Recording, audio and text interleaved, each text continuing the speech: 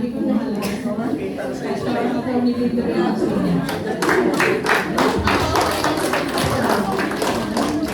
Ito na tayo, may bago na tayo. Ano po? May kami na, yung mga natutulog. Dami na tayo. Para daw po yan sa mga natutulog. Ayan, ang laki ng camera. Oh. Ang laki ng camera. Bulo na sa camera.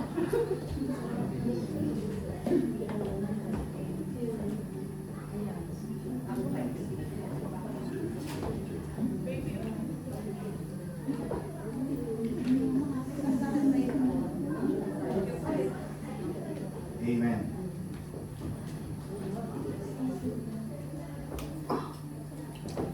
Amen. Hallelujah. Palakpakan natin ang Panginoon ng mga kapatid. Bigyan natin ng mas malakas na palakpakan ng Panginoon.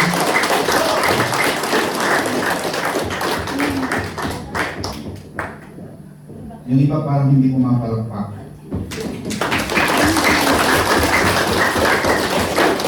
Parang narinig ko na hindi ko na pumapalakpak. Hindi ko lang pumapalakpak.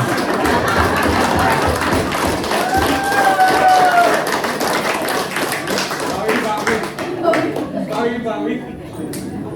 Bigyan natin ng isang malakas na papuri ang Panginoon.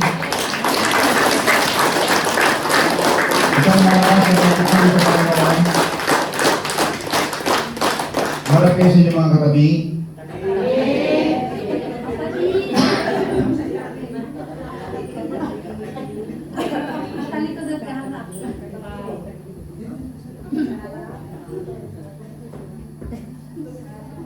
Sabi mo siya kapatid. Alam mo ba? You're so beautiful.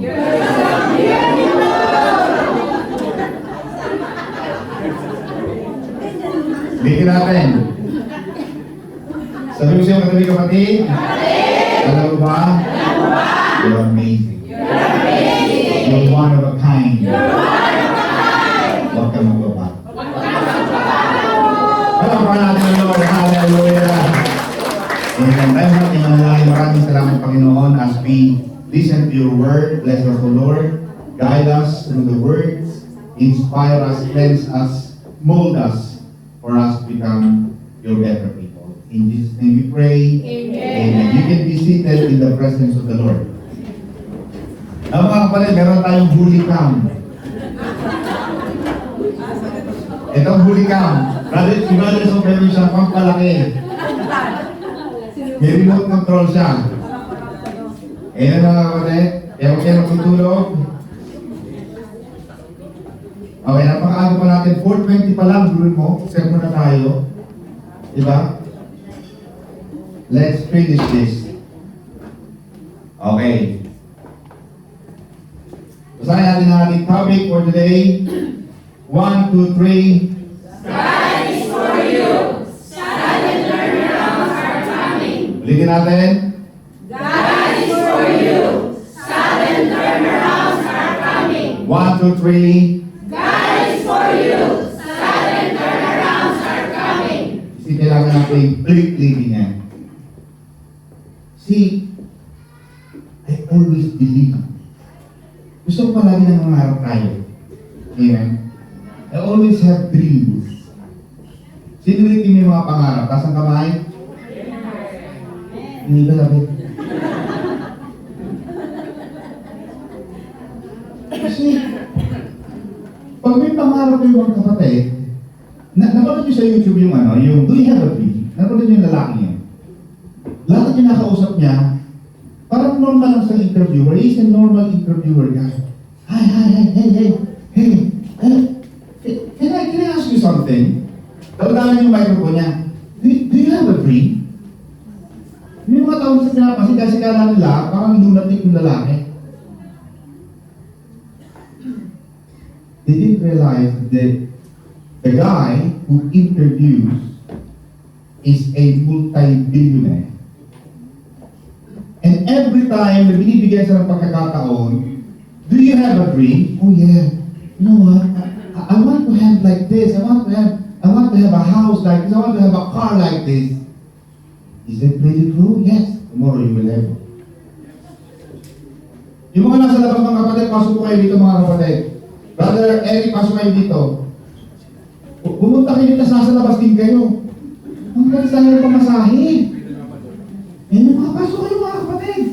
Hindi, kasi binibilang natin yung Jollibee natin kasi 50 lang. Kaya pag wala kayo sa loob, hindi kayo bilang. Eh, mga kapatid. So, taas ang kamay na may mga pangarap. Taas.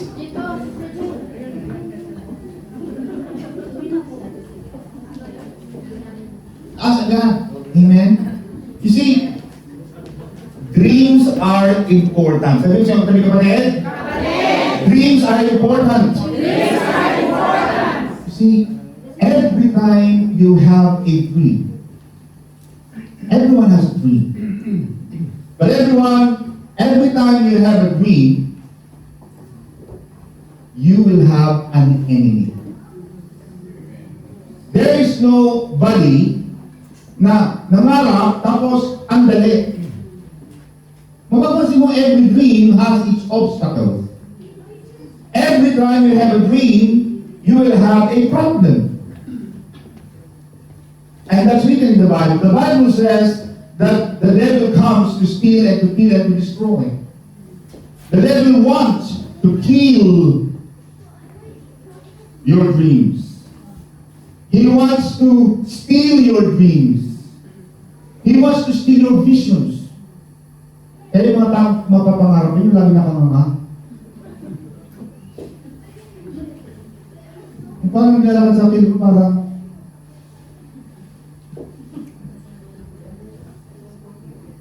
nangangarap siya eh. The devil wants to steal the visions. The devil wants to kill your hopes. Gustong patayin ng diablo yung iyong pag-asa.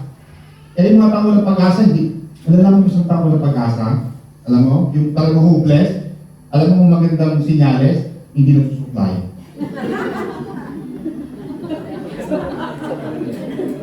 Pag hindi na,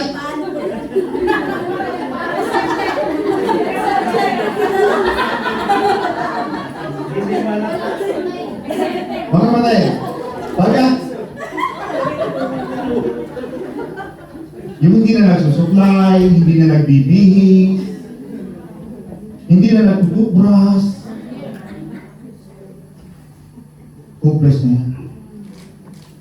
Yung kahit magpasagasa, tumatalong na lang, basta kahit ang tao nilang pag-umpa, pero ito patalong na siya. Wala siyang pakialam kung green or red, wala siyang pakialam. He or she doesn't care because he is hopeless. That's what the devil wants. He wants to kill the hope. Gustong patayin ng diablo ang ating pag-asa. And he wants to destroy your faith. The devil doesn't want you to believe to the authenticity of God's word. He wants to kill your relationship. Kaya gusto nung kaaway yung nagkakahiwalay. Naku, kaya kung may mga kaibigan kayo gusto kayo nagkakahiwalay, demonyo yun. Sabi sa matabi ko rin. Hindi ikaw yun. Palaparan natin ang Lord. Nakakulat ko sa Bible mga kapatid. Ang sino mang pinag-isa ng Diyos ay huwag paghiwalayin ng tao. Kaya pag kayo ang naging dahilan ng pagkakahiwalay ng isang mabuti at magandang relasyon, alam ninyo kung sino ang inyong ama. Nakukuha niyo mga kapatid? Kaya kapag ang isang Kristiyano, pag may nag-aaway, nagiging dahilan ng pagkakaayos, pagiging magkabati. Kapatid, may problema kami ni brother. Sige kapatid, pag-pray natin. Di ba? Hello?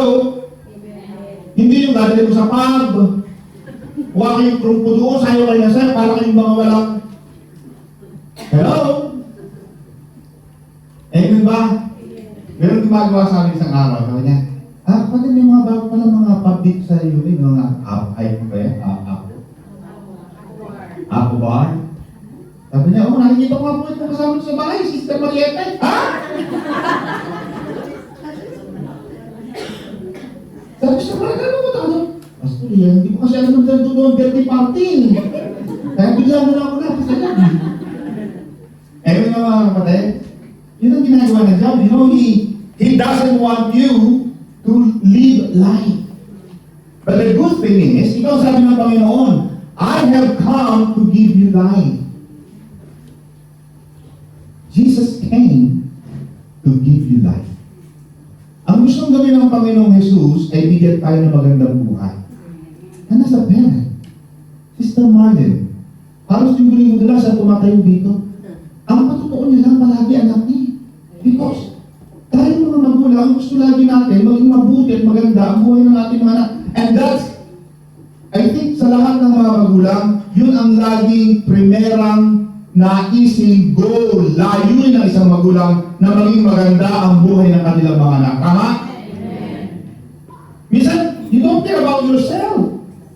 What you care about is what's happened to my next generation on the line. Ano nangyayari sa kanila? Ganun ang gusto ng Panginoon. Ang gusto ng Panginoon ay gumanda ang ating buhay. Amen ba? Sabi ng Panginoon, He said that in the book of John chapter 10 verse 10, I came to give you life. In Jeremiah 29:11, very famous Bible words, biblical scripture. Sabi ng Panginoon, sabi ng Panginoon kay Jeremiah, for I know the plans I have for you. God knows the plans. He knows the plans He has for you. Plans to give you hope. Plans not to harm you. Plans to give you a better future. But God wants you one thing. God wants you to participate. He's not gonna... Sino na natawag sa may picture? Ito ba yan? Sino nasa likod ng picture? Ang pangalan mo pala? Bago. Sorry ko rin, I'm blind. So, hindi ko kayo nakita. You see, God wants your participation. Bakit po ganun? Lagi po ako nag-ati ng church, pero parang hindi nababago buhay ko. Baka hindi ka nagpa-participate sa Diyos. Ang gusto lang pa kayo, may participation ng tao. Kaya yung akala natin, nasa Diyos ang awa, nasa tao. Nasa Diyos ang awa, nasa taong gawa. Akala ko, hindi mo umandak dun eh. I don't understand that saying. Nasa Diyos ang awa, nasa tao ang gawa. Akala ko para siyang pasay, parang siyang... But when as I grow older, I realize the reality of that. Kaya ng Diyos. So dapat may gawin ka rin. Sabi siya mo pa rin. May gagawin tayo. Yan ang gustong gawin ng Panginoon. In the book of Deuteronomy chapter 28, verse 1. Basahin natin sabay-sabay mga kapatid. Deuteronomy 28, verse 1. Deuteronomy 28, sino nakakita ng Deuteronomy 28? It's in the first Pentateuch after the book of Numbers. Deuteronomy 28, verse 1. It says, if you hearken, kung susundin lamang ninyo si Yahweh na inyong Diyos, at tutuparin ninyo ang kanyang utos na aking iniuutos sa inyo, ang sabi ng Panginoon, ay itataas kita sa lahat ng bayan. Gagawin niya kayong pinakadakila ng mga bayan sa lahat ng mga bayan sa balat ng lupa. Mapapasa inyo ang lahat ng pagpapalang ito kung susundin ninyo ang Diyos ninyong si Yahweh. Isi mga balat dito guys. In Deuteronomy 20, itataas tayo ng Panginoon. God wants to lift you up higher up. Kaya dapat walang anak ng Diyos na naghihirap. Nung ako'y bata pa, Brother Brian, ayaw ko talaga ng mahirap. Kayo ba nangarap pa kayo maging mahirap? Sino yung tinangarap na maging mahirap? Pasang kamay. Yung paglaki, I want to be poor. That's my dream.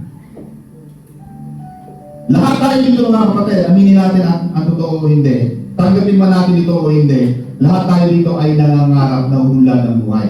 Dati Rocky dito mga kapatid, may isa pang aalis na tayo, lahat na tayo mamagay.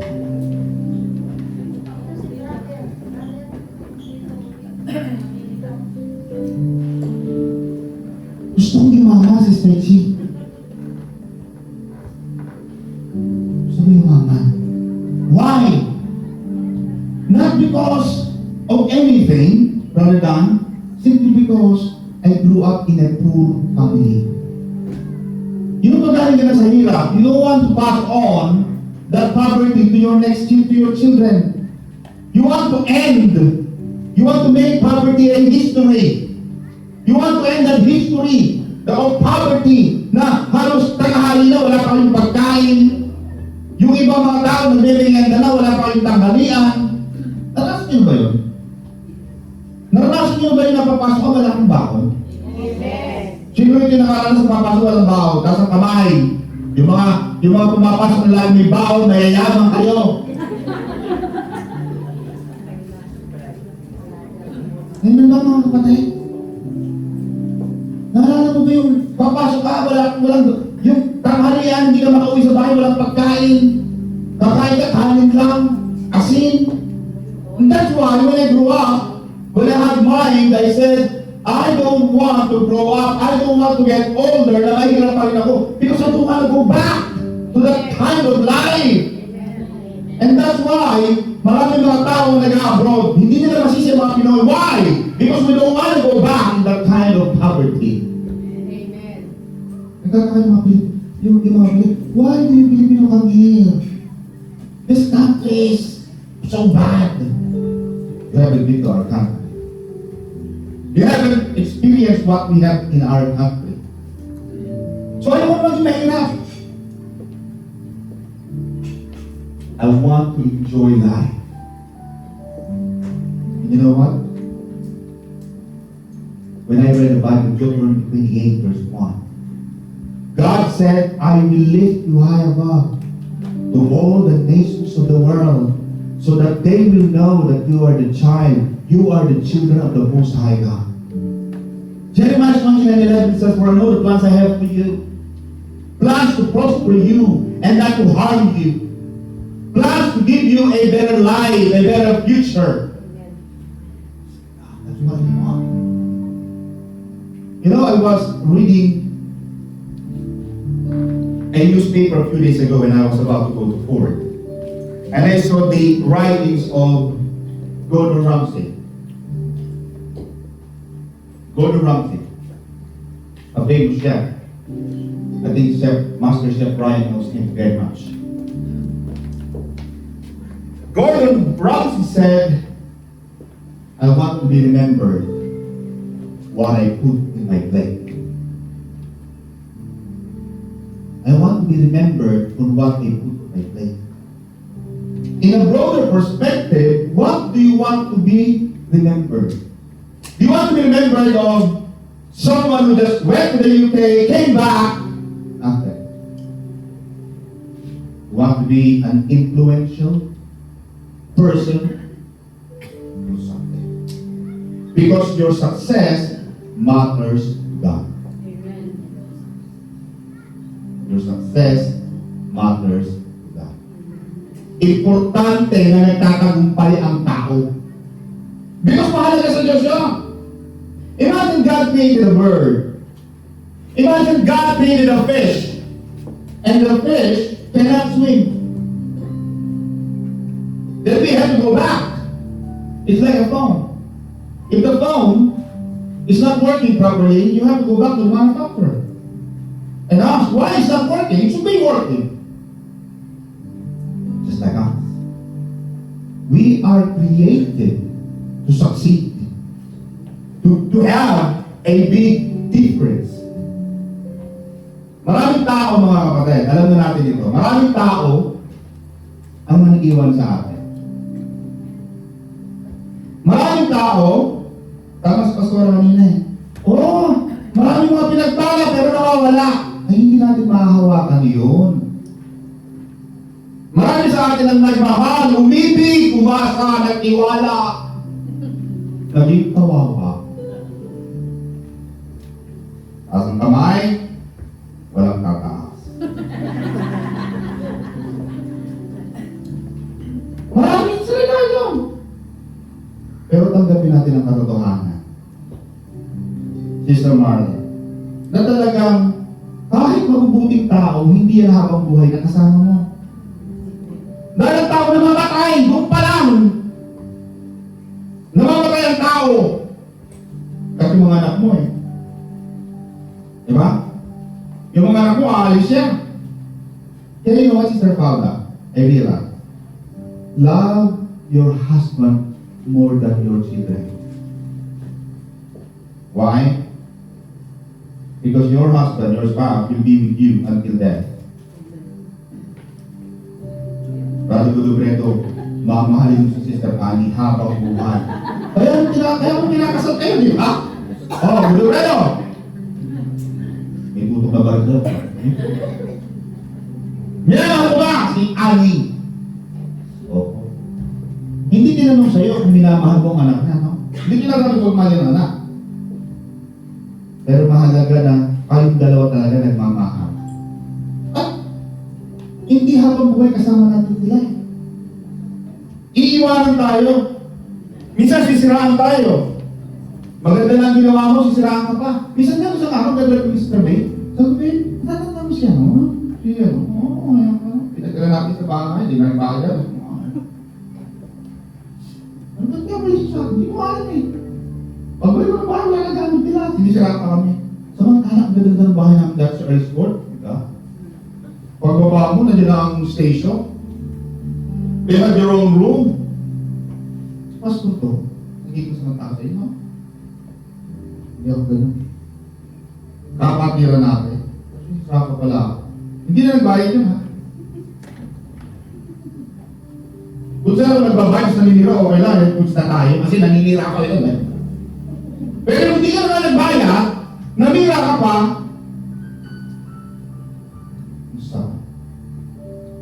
tanggap ko yun eh. Kasi hindi talaga lahat ng tao kayang suklian ang kabaitan mo. At ang sabi ng Panginoon, God said, Brother Tony, that if those people cannot repay your kindness, there is Him above who can repay you. Kaya huwag kang aasa sa tao, Mami Josie. Di ba? Huwag kang aasa.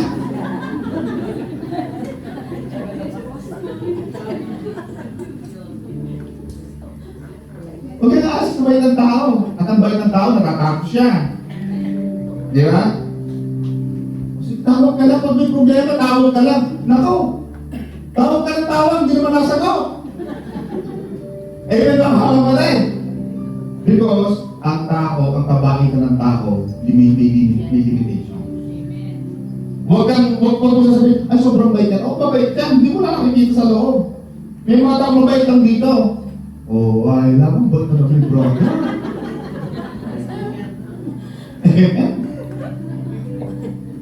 Nag-iingat. Lalo na yung babait-baitan. Naku, mamaya-maya, may text na yan, may mga pa-text na. Pipilimen. Amen ba mga kapatid? So talagang darasan natin yan. At huwag kayong manghihina sa inyong pananampalataya kung kayo ay sinisiraan ng tao. Ano sabi ng Diyos? That is all. Papalad kayo mga sinisiraan. Papalad kayong inaalipustak. Sapagkat nasa inyo ang kapangyarihan, ang kaharian ng Diyos. Amen? Huwag kayong manghihina. Ang sabi ng buong Galatians, huwag kayong magsawa sa paggawa ng mabuti sa akin. Alam nang sumulat ang Galatians, St. Paul, na talagang pag gumawa ka ng maganda, sana mapasama ka pa. Alam niyo yun. Pero sinabi mo niya, huwag kang magsawa. Kung ito naging masama, kung si A naging masama sa'yo, si B baka si B, si D baka maging mabuti sa'yo.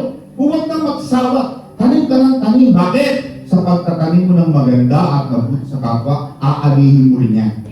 Sabi siya, matali ka pa rin. Magiging mabuti tayo. Palapakan natin ang Lord. Hallelujah. Napapag-usapan natin mga kapatid.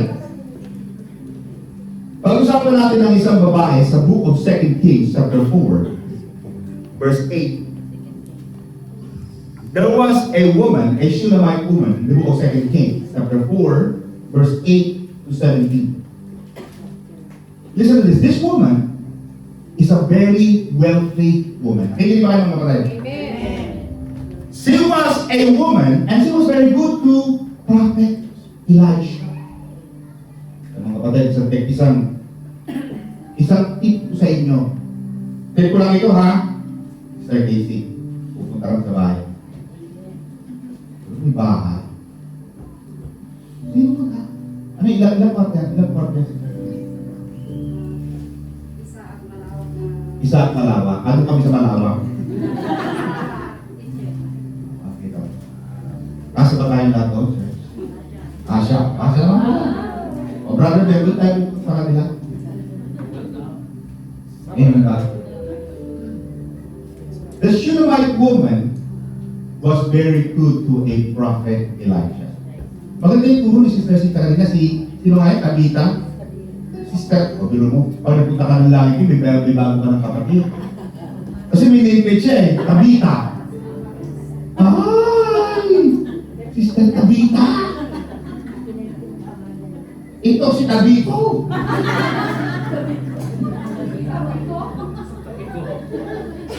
Eh, marami na kayong kilala, Dorcas.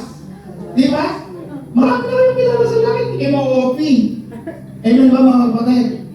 Isang tekniko sa inyo mga kapatid, maging mabuti kayo sa inyong mga pastor.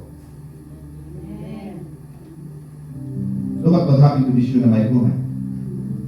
Mabuti siya, mabait siya. Hindi yung pastor mo, gutom na gutom, hindi malamakakain.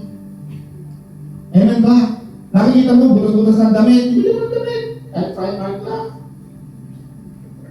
Nakaroon na lang sapatos, hindi naman sapatos. Alam mo ba ng trabaho?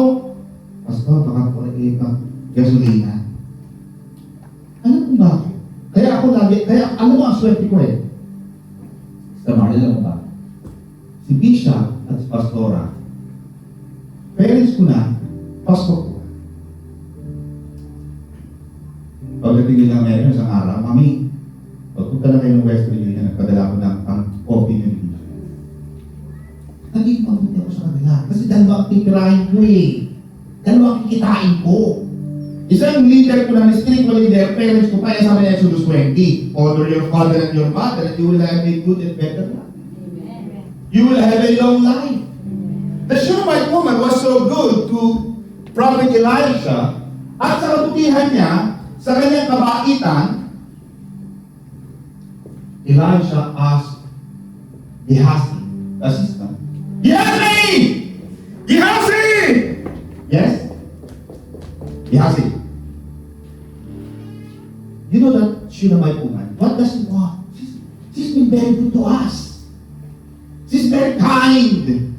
What can we do to repay her? Gehazi went back. Madam, ano daw kung gusto niyo? Sabi ko ng propeta. Shunammite woman responded. Ang sabi ng Shunammite woman, we have everything. We don't need anything. But Gehazi came back, and Gehazi said to the prophet Elisha, you know, prophet, we don't have a child. Dito, yung mga naulo niya, baka utog niya nautog na kayo sa pagtulog niyo, ha? Mga wala yan. Boom! Amen ba? The woman has no child. Have you experienced that, mga kapatid? Have you experienced to say, you are okay, even though you're not really? That is one of the most misinterpreted words. I am okay. Because most of the time, you are not really okay. Just like this woman. She said to the prophet, I am okay, and yet, during the betrothal, during the premarital dealings with the family, sino naman naman gusto yung bulungan eh? Sino ito yung mga nasa probinsya nagbubulungan? Gusto pa bang bulungan? Ngayon kasi sigawan eh. Pero ito yung bulungan, di ba? Pamanikan yan, pamanikan. During the pamanikan, Sister Juliet, the Shunammite woman and the husband, they were so in love. They wanted to have a child. She wanted to carry a boy. They dreamt of having a son or a daughter. They wanted to have a child. But year after year after year, many years went by. 30 years came. No child. The woman accepted her fate that she is a barren woman. At ang unang panahon, mga kapatid, kapag ang isang babae ay walang anak, ito ay isang sumpa. This is a curse against a woman. The Shunammite woman said, I don't have a child. Gehazi went back. Gehazi went back to the prophet and said, you know, prophet, what we don't have? We have everything. But one thing is missing. They don't have a child. Elisha said to her, call that Shunammite woman. Nag-usap sila. Elisha spoke to Shunammite woman, woman! Next year, at the same, listen to this, at the same exact time next year, if now is 3 o'clock in the afternoon, next year, at the same day, 3 o'clock in the afternoon, you shall carry a child in your arms. She was shocked. You can see the eyes of this Shunammite woman grieving for the last 30 years. She was shocked. Why? The Bible, Brother Joey said, the woman said in the other translation, don't play games with me. I dreamed, nangarap ako. Don't play games with me. Huwag mo na akong paasahin. Sanay na akong ma-disappoint. Ano yung mga taong sanay na ma-disappoint? Sino yung sanay na ma-disappoint? Nasaan kamay? Sanay na mabigo.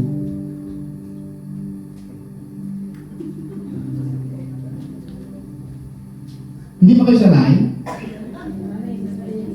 Ay, Sister Jane, grabe ka. Hanggang ngayon, sanay ka pa rin mabigo? May visa ka na nga? But this woman said, don't play games with me. Because I dreamt of year after year, but I have been disappointed. And if I go back, there's no point. Why? Because who thinks? I'm an old woman. And my husband is an old man, impotent. Sorry to say, wala na! Ano ka ba naman? You see the good things about God. He is not confined. He is not stopped in about our infirmities. Hindi mo kayang pigilan ang kapangyarihan ng Diyos because of time.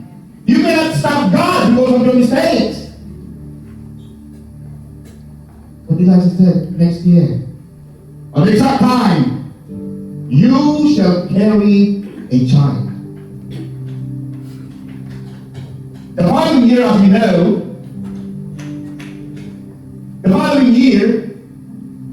next year at this time, you will embrace a son. Nakikinig ba kayo mga kapatid? Amen. When that word was being spoken to her, yes. Alam mo yung, nalala ko sa Eddie, ito sa Eddie. Nalala mo yung patuto niya last week. Sabi ni Brother Sok said, you know what? If I had invested the money I paid for the lawyers, I could have built ilang bahay, Brother Sok? 2 bahay. Malaki bahay dito. Because they believed. They believed to the promises of false promise giver. When they contacted me, at sa kanya bumang bayaran, Pag hindi ko na panalo yung kaso mo, don't pay me. Because I know how to win. Okay?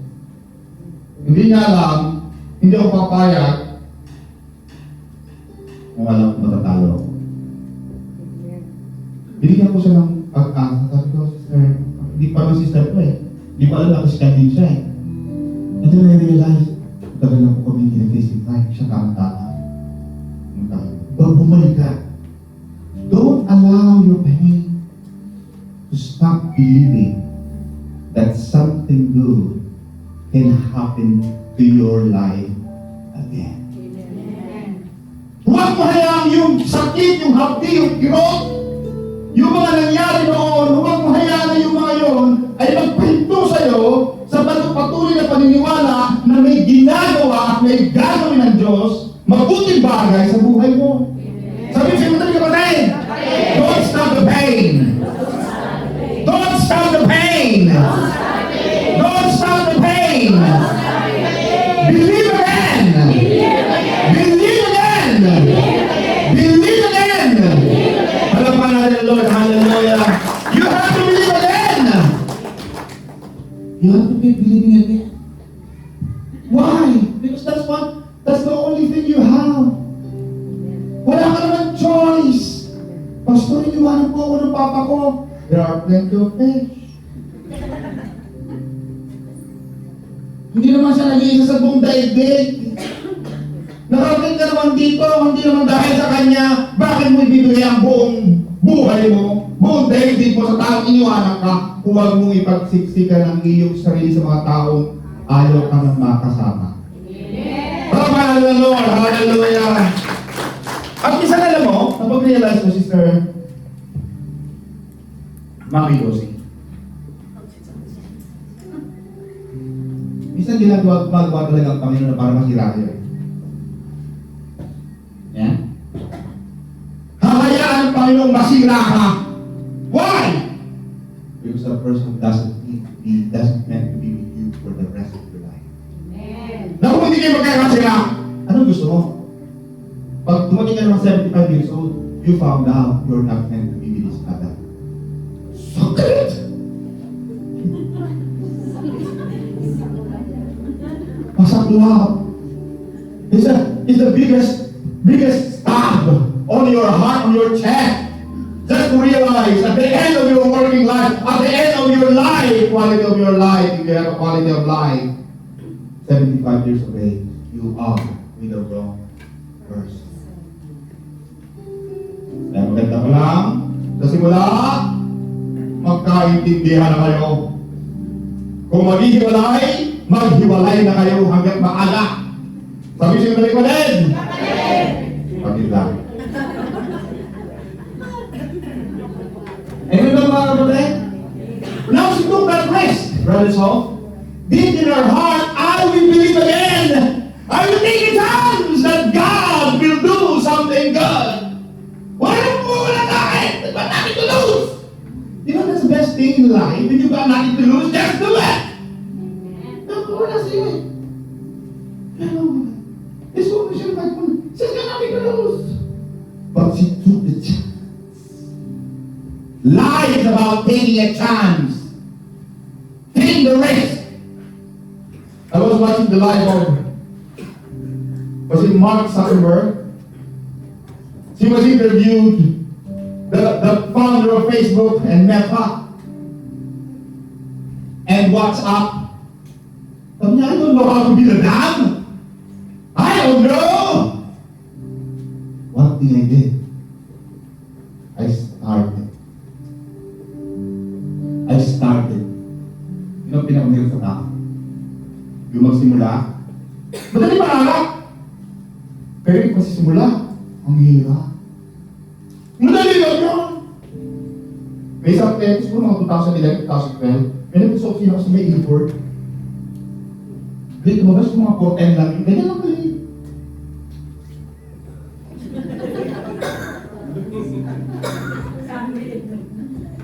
Dami niya ko rin! Nagkataon lang, nag-aral ka, pero kaya ko niya ginagawa mo! Alam mo yun, Ben? Maliit! Kaya na nung ginagawa ko. Ang kulang sa tao mga kapatid ay ang pagsisimula. Sabi ko sa mga kapatid, magsisimula tayo! Magsisimula tayo! The sudden turnaround happened on the same next year. And I believe that God is going to have a sudden turnaround. Iba sa inyo mga kapatid, some of you will experience a sudden turnaround of your life. Matagal na kayong naniniwala, nabigo, na-refuse, na-dismiss, but God, today is a new day. Today, this is a day that the Lord has made, and we shall rejoice and be glad in it. So, kapatid, there will be a sudden turnaround. Andre, anong ibig sabihin ng sudden? Biglaan! This woman, she didn't know. Noong unang panahon, wala pa namang IVF treatment. Walang NHS. Walang PGH. There's no hospital. But the woman took the risk of believing. That's why she had a sudden turnaround. That's why the Bible, marami mga denominations. There are many secular sects and denominations and religions. Why do Christians believe? Only John 3:16. John 3:16 says, "For God so loved the world that whosoever believed will have an everlasting life." You just believe. You will go heaven, yes. Why? Because Jesus said that. Because believing is the key. If we believe, Jesus said to the two blind men, "What do you want?" Jesus said, "What do you want?" The blind man said, "Lord Jesus, we want to see." And Jesus said to the blind man, "Become what you believe." It's important to believe. It's important to believe. Kaya pag ang isang tao hindi na naniniwala, wala kang naniniwala, iwanan nyo na. Wala kang naniniwala. Ano ba pinag-uusapan natin? Ang hirap ang balik niyan. Kaya yung mga tao pinagkakatiwalaan kayo, yung mga employers ninyo na pinagkakatiwalaan kayo, iingatan mo ang tiwala. Sabi niyo, sabi ka ba rin? Iingatan mo ang tiwala. Hello? Sabi sa mga utang. Tapos ito mga may utang, tapos ang kamay. Yung may mga utang, magbayad! Sabi siya na yung rin, magbabayad tayo! Bakit? Kapag utang iwala yun eh. Nang mga kapatid. Di ba kinento ko sa inyo yan, pag nagpautang kayo, yakapin mo na dahil yun mo yung pagkikita. Hindi na huli. Baka hindi na kayo makita ko na eh. Dala huli yung sa'yo na lang na adios. Mabalo. Goodbye. Amen ba mga kapatid? The woman believed. The sun turned around. Happened to her. Sudden. I didn't know what to do. At the same time next year, the woman carrying a child. There was a sudden turnaround. Alam ko sa inyo mga kapatid, ang daming nanira sa akin. Alam niyo yan, ang buhay ko ay open Facebook sa inyo. Daming nanira. Ang daming nanira, ano ito? Nagdadala kami sister niya. Sabi ko sa kanya, tanggap mo yun na maraming tao nanira sa iyo. Huwag yung sinisiraan ako. Okay lang, at least. Alam mo yung mga fans, followers, attackers, busters, fans mo yan, in-stop ka nila eh. Pero hinahabol ka nila. Hindi ba? Ibig sabihin, sikat ka. Kaya kung sumasakay ka ng bus na hindi, kilala ka nila. Kasi yan.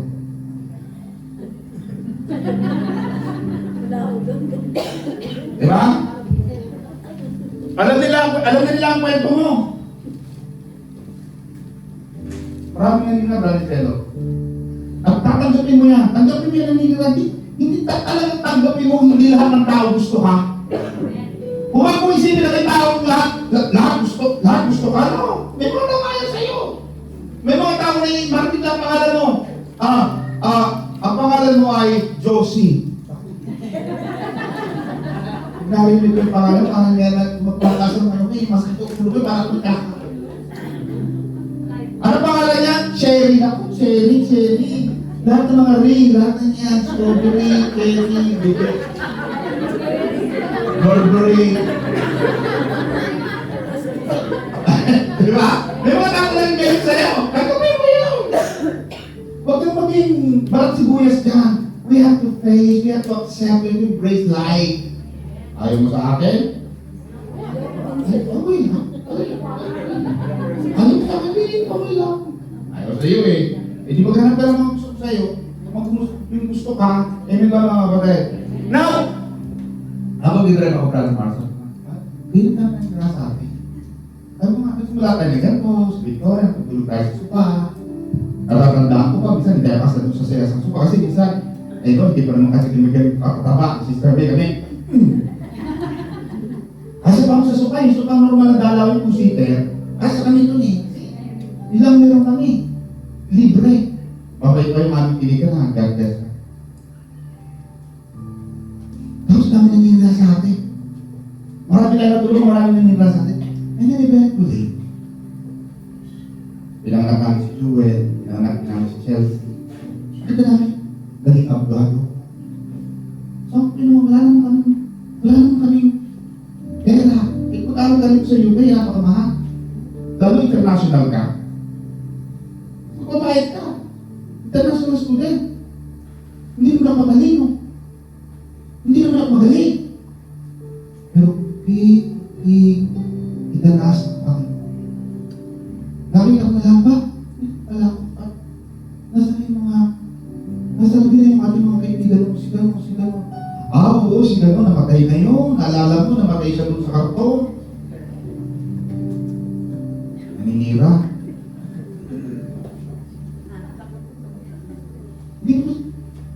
We don't pray for our enemies to die. We don't do that. But it's just the fact, namatay siya. Yung iba nasan si Gano, di ba uwi dahil meron plantasyon ng ganon? Ako, ang balita ko, ganito. May sira na yung kanyang ganito. Hindi na makalakad. Ganito na. Bumalik sa UK. Kaya mo uuwi. Makuha kayo sa tingin. Huwag mo na kayo umuwi. Lalo na kung kayo naman hindi na makakabalik. Mahirap. Sabi siya, balik ka tayo. Huwag ka mo nang umuwi. Baka hindi na makabalik. Amen ba mga kapatid? Now! I just realized, akala ng mga tao, ang ganda ng buhay ni Pastor doon, yun ang alam niya. Pero dumaan kami sa talagang matapang. Ngayon nila nakikita yung ganda eh. Nakikita kasi na tayo yung glamour after. Pero yung before, hindi nila nakikita yung pinag-aanan eh. Nakikita na ganda eh. Dumaan kami doon. Kaya, huwag ninyong itapon yung mga pagsubok. Do not undermine the power of the pain. The power of sorrows, the power of disappointments. May mga dahilan, may mga plano ang Panginoon sa mga pagsubok mo. Palakpakan natin ang Lord. Hallelujah! There was a sudden turnaround in my life. Sabi mo sa ito ka rin. Magkakaroon ka rin ng sudden turnaround. Sudden turnaround. Yung akala ko, hindi na magbabago asawa mo. Yung akala ko, hindi ka magkakasawa, bigla. Di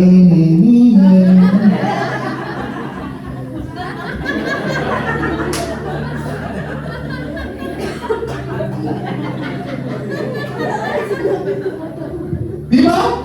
Yung akala ko, bakit wala akong pang-partner? Pastor, busy-busy naman ako yun. Ako, don't give up. There will be a sudden turnaround. Baka paglabas mo, naku, Meow, meow, meow, meow. Meow, meow, meow, meow, meow, meow, meow, meow. Nababahan mo mga kapatid. Kaya kapag magkikita, ilang tao ka susunod. Baka yung akala mo yung anak mo hindi na magbabago. Naku, may gagawin ng Diyos dyan. Yung akala mo yung anak mo magiging pasaway, magiging problema ng pamilya. Hindi! May gagawin ng Panginoon! There will be a solid turnaround!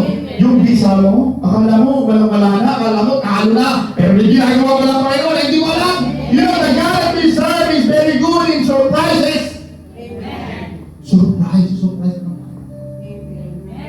Ako may ko sa surprises.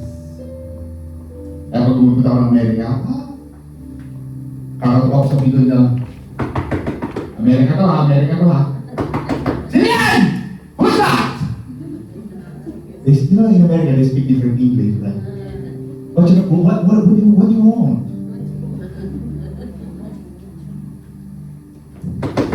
Meron po silang door viewer. Ang ginagawa sa door viewer,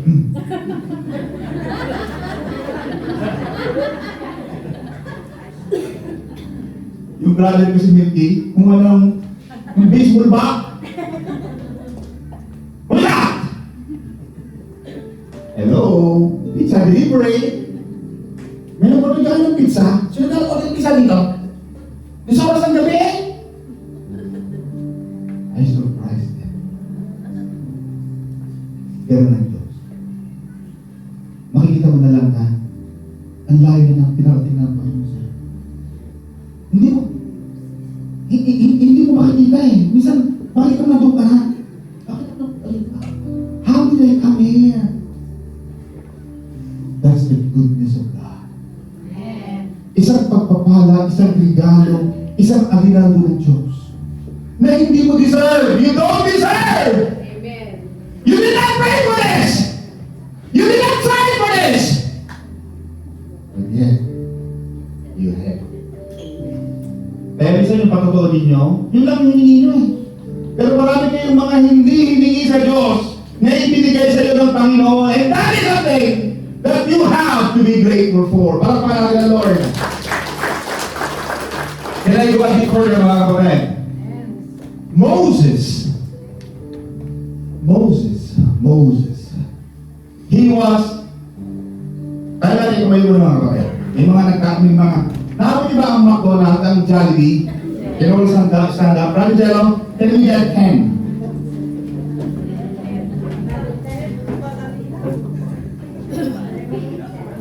O, sino 50 na lang? Kanina 40-50 naman tayo.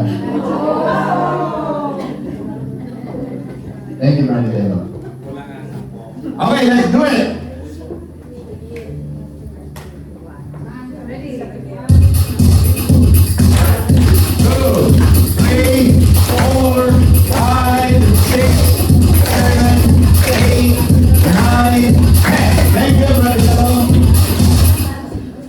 You may be seated in the presence of God. Allow me to finish this mga kapatid because this is important as part of our teaching. Sudden turnarounds are coming. Moses, we all know the story of Moses. Moses was a boy. The king commanded his soldiers to kill all the young boys. His mother, nakikinig ba kayo? His mother hid. Itinago niya si Moses in a basket. The mother let the basket go in the Nile River. Kasi yung bata 3 months, iyak ng iyak. Hindi na kaya magtago. Could you imagine the Esther din, nararamdaman ko yung vlog niya, ang nanay ba eh. Pagtingin ng mga batas ng Pilipinas. Look, I'm talking about the jurisdiction of the Philippine law, not the UK law. A child under the age of 10 should under the custody of a mother, not a father. Iba ang tikas, iba ang kalibre ng pagmamahal ng isang ina. Could you imagine Moses' mother pushing the basket away? letting the basket go, saying goodbye to baby.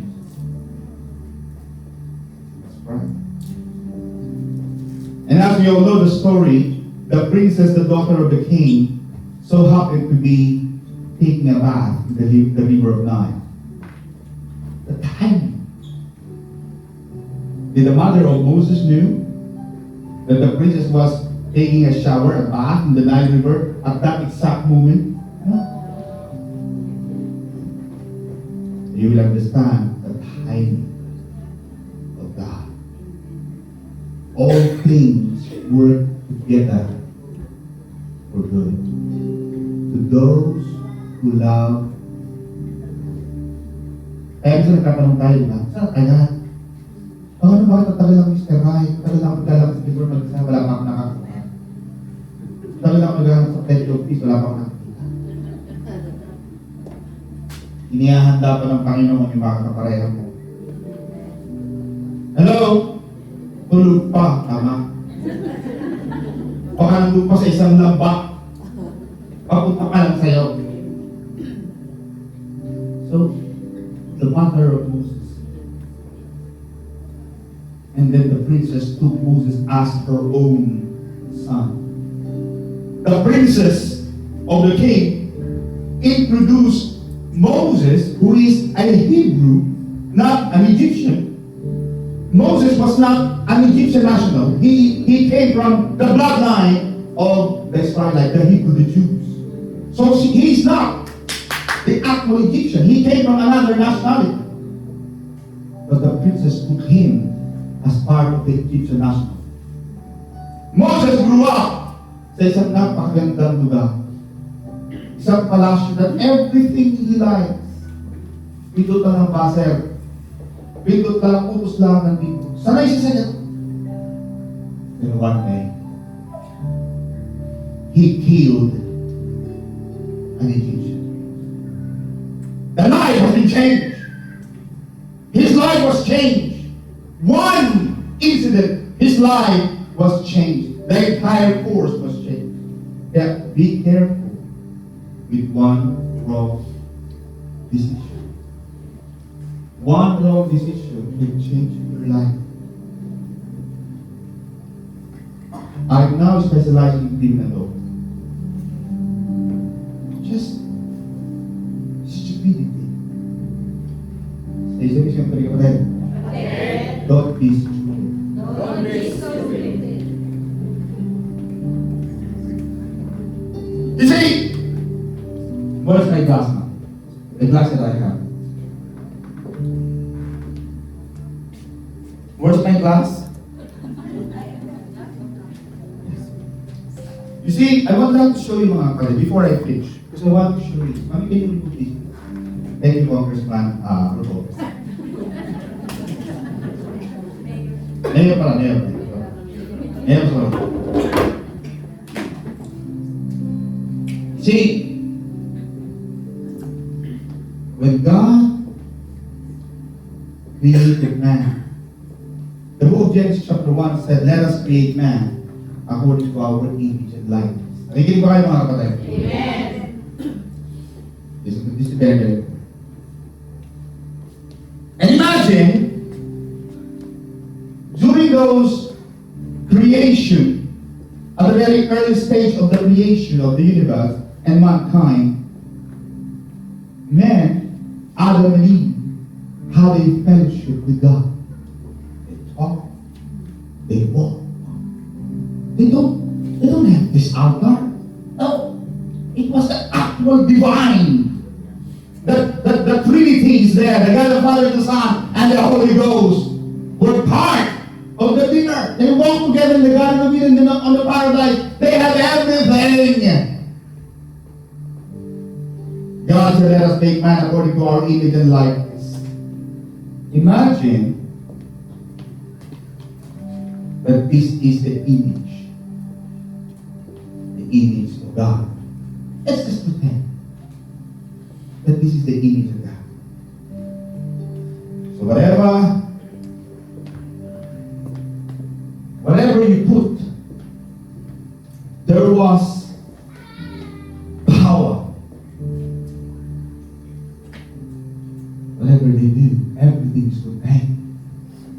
no shame, no guilt, no sin. But when the devil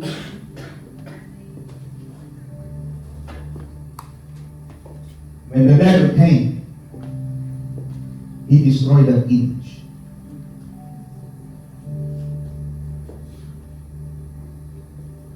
So whatever you do, even if you put something there, there's nothing to hope. Because the image was broken. Are you with me? When Jesus came, 2,000 years out, Jesus came, and what he did is to cover the shame. He covered it. And Jesus said, now I am here. I am going to give you the right to be called the sons of God. So whatever you do, even you are still broken, you have come. What this illustration is telling you, you can still make it in life because God is with you. Sabi mo siya katabi ka pa rin. God is with you. God is for you. And if God is for you, nothing can be against you. Wala pa lang ng Lord mga kapatid. Nabahan niyo na yun? Now, magpapatuloy ako mga kapatid ni Moses, he killed a man. He ran away from a palace, from the place he used to be. He ran away to the wilderness. For the last 40 years, he stayed in a place unknown. His life was changed. He was stupid. Dahil isang minutong kapangahan, huwag kayong mananakit ang kapwa. Kahit ano pang galing ninyo, kahit tama pa kayo.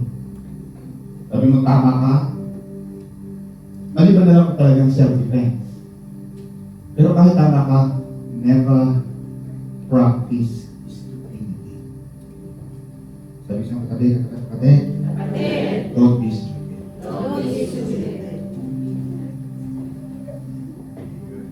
So he ran away. 40 years down the line, when Moses buried the dreams. Because his mother thought, my son, you will become a big man someday. Bye. Moses grew up with that kind of mentality. God has something good for me. But now, in the desert on his own, he was running like a fugitive. He is a criminal. Now, when he was doing his things, there was a voice. Moses! Moses! Moses! Remove thy sandals, because where you're standing is a holy ground.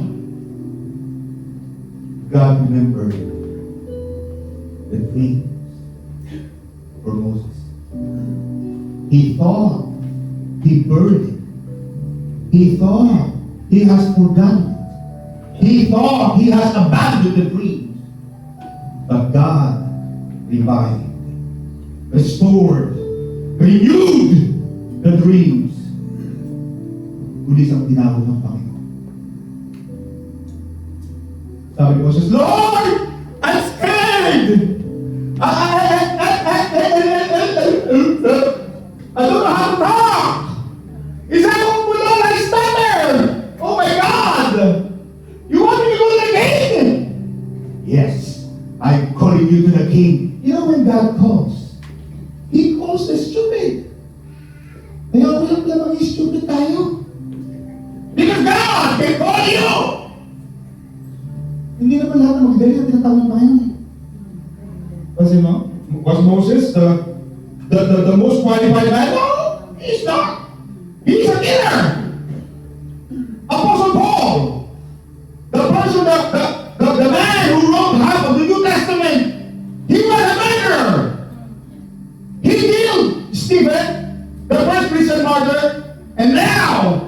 he was used by God. Sabi ni Moses, Panginoon, hindi po ako magsalita. Pwede mo makita na lang pagkala nyo? No? That's the word. Hindi sinabi ng Diyos sa kanya, Brother Marlon, na, okay, kung ayaw mo wag! Marami bang makinig ka? No? God said to Moses, no! I like you. I love you! I will speak every good words in your mouth. You see, when God calls you, God will give you the words. Pag binigyan ka ng pangarap ng Panginoon, ang Diyos din ang magbibigay ng kakayahan na magawa mo yung mga pangarap.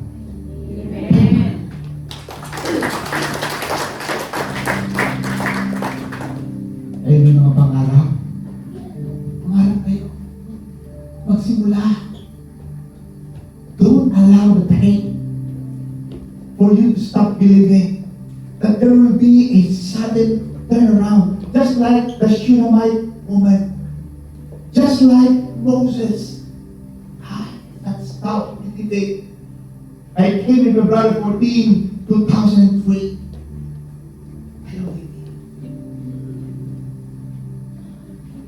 Don't stop believing. May ginagawa ang Panginoon. Sabi ko siya mga kapatid, may ginagawa ang Panginoon. Sabi ko siya mga kapatid, may ginagawa ang Panginoon. Alam niyo ba, this time, naniniwala ako na some of you, yung mga pangarap, akala mo di mangyayari. Makikita mo na lang, nandun na pala. Every time, Sister Jen, every time yung malakad ako sa sino ba kasama ko sa hearing? O si Sister Michelle. Sabi ko sinabi na interpreter. Sabi ko interpreter sa court. Kausap niya ba lahat niya? You know what? Interpreter na Pilipina to ha.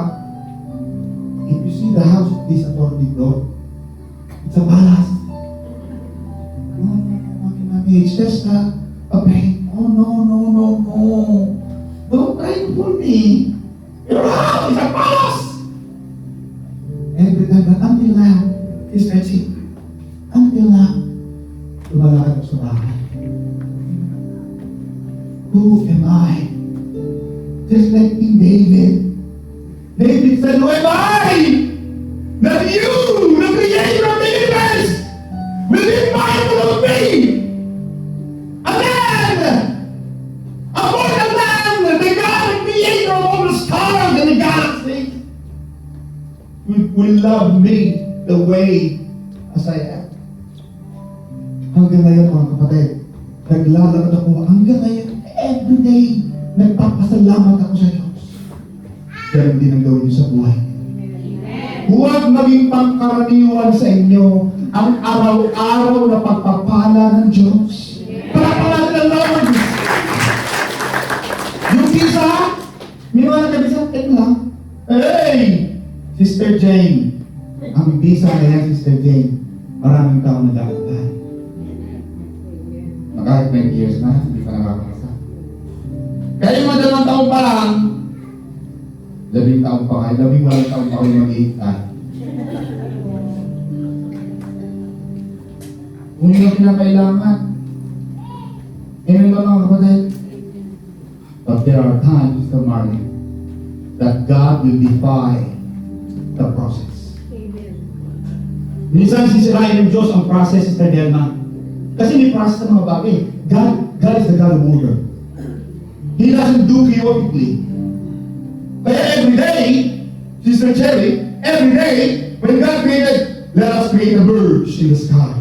One day, God called it beautiful. If you ask yourself, why did not God create the entire universe in just 1 second? You can just say, okay, let's create bird. Oh, let's create the sea. Oh, let's create the sun. Oh. No, every day is an order.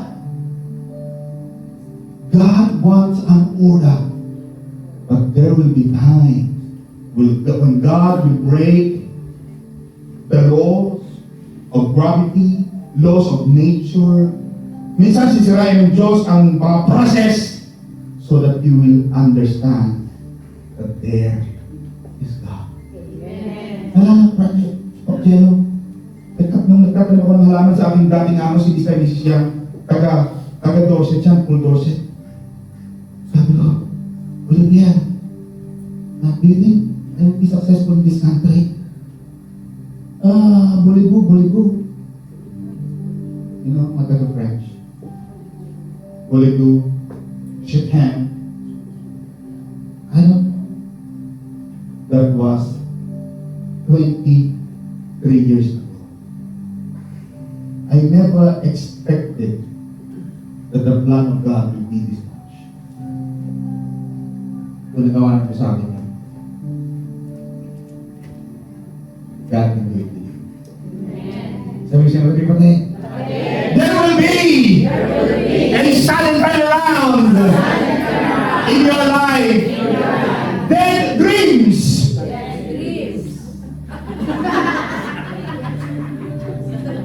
Bakit ito lang ang kausap? Bakit systematic lang ang kausap ko? Sabihin siya, madali kapatid? Dead dreams. Ang mga patay na pangarap. Patay na pangarap. Mabubuhay yan. Magiging katotohanan. Sa pangalan ni Jesus. Ay, natin po kayo mga kapatid. God bless you. Thank you sa inyong pakikinig mga kapatid ko. Panginoon, salamat po sa inyong pagtitiwala. Amen. Sudden turnarounds.